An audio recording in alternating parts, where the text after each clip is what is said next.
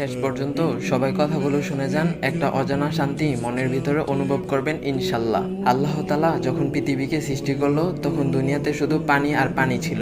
তখন আল্লাহ পাক পানির উপর জমিনকে সৃষ্টি করলেন বিছানা রূপে। পানির উপর জমিন কাঁপছিল, তখন আল্লাহ পাক পাহাড়কে জমিনের উপর পেরেক স্বরূপ ঘেরে দেন এবং জমিনের কম্পন বন্ধ হয়ে যায়। তখন ফেরেশতারা অবাক হয়ে আল্লাহকে প্রশ্ন করলেন, হে আল্লাহ, পাহাড় এত শক্তিশালী, আপনি পাহাড়ের চেয়ে শক্তিশালী কি কিছু সৃষ্টি করেছেন? তখন আল্লাহ পাক জবাব দিলেন, আমি এর চেয়ে শক্তিশালী জিনিস সৃষ্টি করেছি, সেটা হচ্ছে লোহা, যা পাহাড়কে কেটে টুকরো টুকরো করে ফেলে। এরপর ফেরেশতারা লোহার শক্তি ও ক্ষমতা দেখে অবাক হয়ে বলল, ইয়া আল্লাহ, এর চেয়েও কি শক্তিশালী কিছু জিনিস আছে?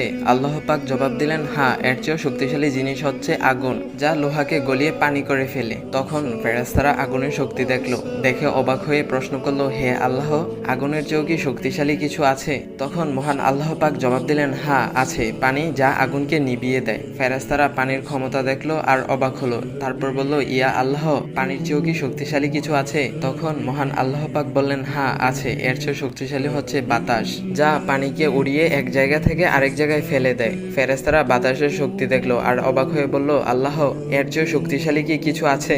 মহান আল্লাহ পাক বললেন, হ্যাঁ আছে, বাতাসের চেয়েও শক্তিশালী হচ্ছে আশরাফুল মাখলুকাত, অর্থাৎ মানুষ, যদি সেটা মানুষের মতো মানুষ হয়, এমন মানুষ যে মানুষ ডান হাতে দান করলো বাম হাত তা জানে না, মানে গোপনে দান করা। একবার ভাবুন তো, দুনিয়ার মধ্যে এত কিছু থাকার পরেও আল্লাহ তাআলা আমাদেরকে শ্রেষ্ঠ বানিয়েছেন। এত শ্রেষ্ঠত্বের পরেও আমরা আল্লাহর নাফরমানিতে লেগে আছি। সকাল থেকে শুরু করে সন্ধ্যা পর্যন্ত নাফরমানিতে আমাদের সারাটা দিন কাটে। তারপরেও আল্লাহ তাআলা আমাদেরকে রিজিক দিচ্ছেন।